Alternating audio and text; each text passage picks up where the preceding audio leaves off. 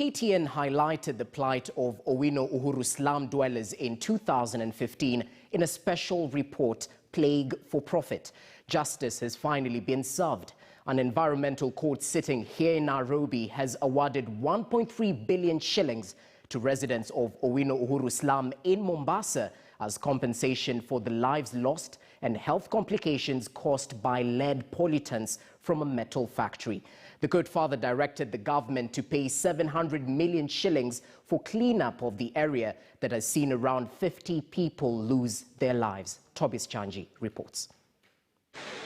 One Alfred Ogola struggles to walk as he meanders through the filthy parts of Owino Uhuru slum that hosts about 250 makeshift houses with over 3,800 people.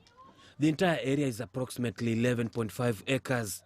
With his single crutch, he leads us to his rusty house that he has called home since 1974.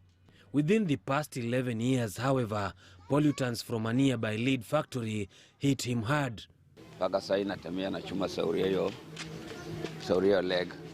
He lives with a family of 17 children and grandchildren next to this church, perhaps to seek solace and spiritual intervention. His 4 children dropped out of school due to health complications, with one becoming deaf. The pain is all over, even with the landmark ruling.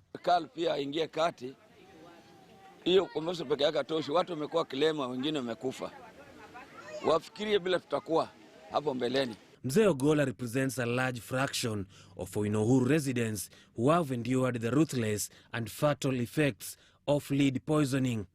James Mwangi lost his wife and lives with pain all over his body because the pollutants never spared him. Hata siwezi kulala na mwanamke, hata nikijaribu siwezi.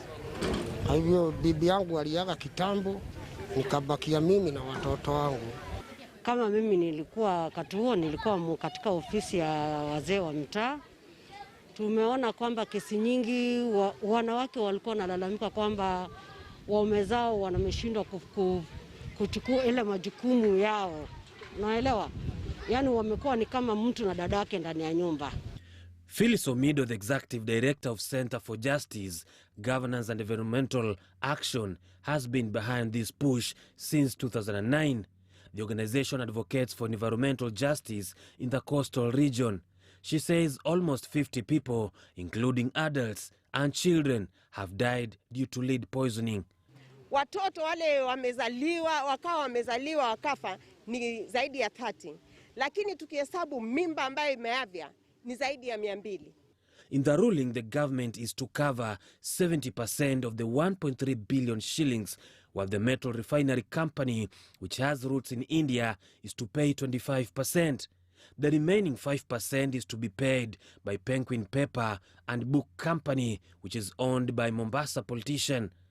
The compensation is to be paid within 3 months. Tunangojea serikali ingie hapa, tunataka madari yote tulikuwa tumewaambia all the iron sheets ibadilishwe, ukuta zote zipigwe simiti tena, tunataka mchanga uzolewe na mchanga mpya uwekwe Owino Uhuru, kila mtu apimwe damu, watoto wale waliathirika wapimwe damu na kuhakikisha kuwa viwango vyao vinaanza kurudi chini.